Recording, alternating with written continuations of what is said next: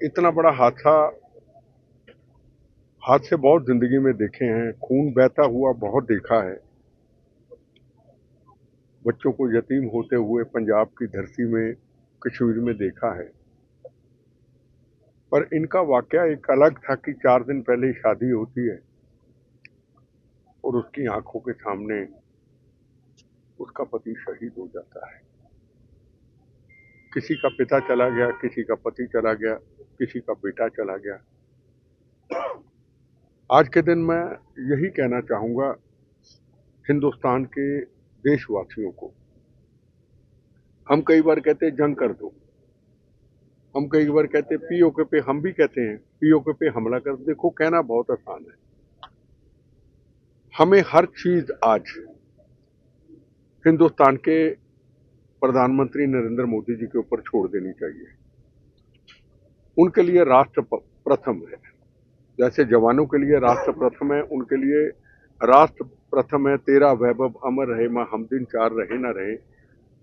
बस हमें हिंदुस्तान के लोगों को, दुनिया में बैठे सच्चे भारतीय को आज इजरायली की तरह एक सच्चे भारतीय बनना पड़ेगा। इजरायली की तरह। मैंने इजरायली के अंदर जब गांजा की जंग हुई, मैंने दिल्ली के अंदर को ऐसे स्टूडेंट देखे, ऐसी बच्चियां देखी, बेटियां देखी जो डॉक्टर थी, कोर्स करना आई थी। जब इजराइल की गांजा के साथ जंग हुई, को ऐसे व्यापारी देखे उनके साथ जो कंट्री थे इजराइल के साथ, उन्होंने अपनी दुकानों को खाली छोड़ के, उन बेटियों ने अपनी नौकरी छोड़ के, अपनी पढ़ाई को छोड़ के वो इजराइल चले गए, जंग में शामिल हो गए। हमारे राष्ट्र के ऊपर मुसीबत पड़ी है, हम उस जंग में शामिल होने जा रहे हैं। हम जिए या मरे हमें पता नहीं। तो आज का जो वक्त है, मैंने कभी ऐसा नहीं कहा, पहली बार ये कह रहा हूं, आज का जो वक्त है, इस वक्त जो माहौल है, क्योंकि पाकिस्तान हदें पार कर चुका है। आपने देखा होगा पिछले 7 साल के अंदर कोई बम ब्लास्ट बड़ा नहीं हुआ, कोई वाकया नहीं हुआ, कोई पार्लियामेंट जैसी घटना नहीं हुई, को पुलवामा जैसी कोई ऐसी घटना नहीं हुई। ये बड़ी घटना इल्जाम देके उन्होंने किए कराए पे पानी फेर दिया सारा। और आज सबको सड़कों पे आके श्रद्धांजलि के साथ साथ नरेंद्र मोदी जी को ये कहना चाहिए, हम आपके साथ हैं। जो भी डिसीजन लेना है उसका नफा नुकसान पब्लिक का हमारा क्या होता है, हमें लेना देना नहीं। हमारी आने वाली जो नस्लें हैं उनको आतंकवाद से मुक्त करा दो, जैसे आपने आगे कराया। हमेशा आतंकवाद से मुक्त हमारी नस्लें, हमारी जनरेशन। देखो, छोटा सा बच्चा था, वो चला गया, ऐसे सब चले गए। हमारी नस्लों के लिए आने वाले टाइम पे आतंकवाद को मुक्त करा दो। पर वो अकेले नहीं कर पाएंगे, उनको हिंदुस्तान की जनता का सहयोग चाहिए। जो भी फैसला लेना है वो फैसला ले। कल जिस तरीके से भुट्टो ने कहा हम खून की नदियां बहा देंगे, तो कोई बात नहीं, हम तैयार खड़े हैं। आओ तो सही, वहां आओ तो सही। हमारी फोर्स तैयार खड़ी है, हमारी नेवी तैयार खड़ी है, हमें आर्मी हमारी तैयार खड़ी है, हमें एयरफोर्स तैयार खड़ी है। जिन्होंने बालाकोट के अंदर पुलवामा के हमला किया था, 15 दिनों के अंदर, 15 मिनट के अंदर जिंदा शहीद की तरह उनके कैंप तबाह करके आए थे। पर हिंदुस्तान के लोगों को जागना होगा। और खास तौर पे हिंदुस्तान में जो आईएसआई के एजेंट सरेआम घूम रहे हैं, खास तौर पे पंजाब के अंदर जो खालिस्तान के नारे देते हैं, जिन आतंकवादियों ने, जिन्होंने आईएसआई के एजेंटों ने हमारे बच्चों को शहीद किया, हमारे पिता समान को शहीद किया, वही एजेंट पंजाब के खालिस्तान का नारा देके पंजाब में बैठे हैं। मरते पाकिस्तान में है जी महल सिंह बब्बर, परमजीत सिंह पंजवड़, हजारों बेगुनाहों के कातिल मरते वहां है, तो क्रियाक्रम उनका पंजाब में होता है। ये कल की बात है, ये हमले से 4 दिन पहले की बात है। और उनको बड़े बड़े धार्मिक लीडर, धर्म के ठेकेदार उनके गले में, उनके परिवार के गलों में परने रुपए पहनाते हैं और कहते हैं ये योद्धे थे। ये आईएसआई के एजेंट नहीं है।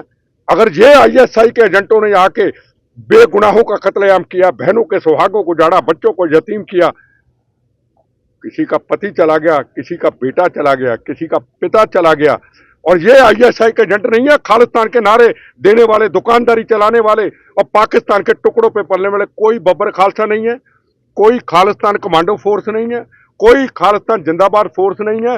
नाम इनके खालिस्तान कमांडो फोर्स है और है इनके पीछे आईएसआई। आईएसआई का जो भी व्यक्ति जहां अभी मोदी जी ने ऐलान किया ना, पाकिस्तान वाले पाकिस्तान जाएं, हिंदुस्तान वाले हिंदुस्तान आए। पर अगर आईएसआई के एजेंट सरेआम और खास तौर पे सोशल मीडिया के चंद लोग पंजाब के अंदर जो पाकिस्तान के चैनल चलाते हैं, पंजाब के अंदर पाकिस्तान के चैनल चलाते हैं, मैं उनको साफ तौर पे कहूंगा, इन पगड़ियों का अब अपमान करना बंद कर दो। बहुत अपमान, ये सिख कौम मानवता की रक्षा के लिए सजाई गई, इस देश को आजादी लेके दी इस सिख कौम ने, उस सिख कौम को बदनाम ना करो।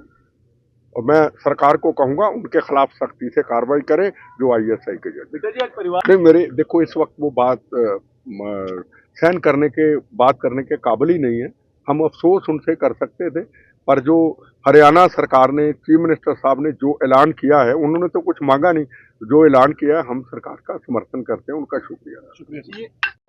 इस देश के पहरेदारों से संभल के रहना, अपने घर में छुपे हुए गरदारों से। ये पंजाब में अभी आपको बताया यार, 5 दिन पहले 6 दिन पहले की बात है यार, पाकिस्तान में मरते हैं बीमारियों से और भोग इनके वहां पड़ते हैं, और बड़े बड़े धर्म के ठेकेदार उनके गले में पड़ने पर कहो तो इनको तकलीफ होती है। क्यों ना कहें, भारत के साथ गद्दारी नहीं, मातृभूमि के साथ गद्दारी नहीं।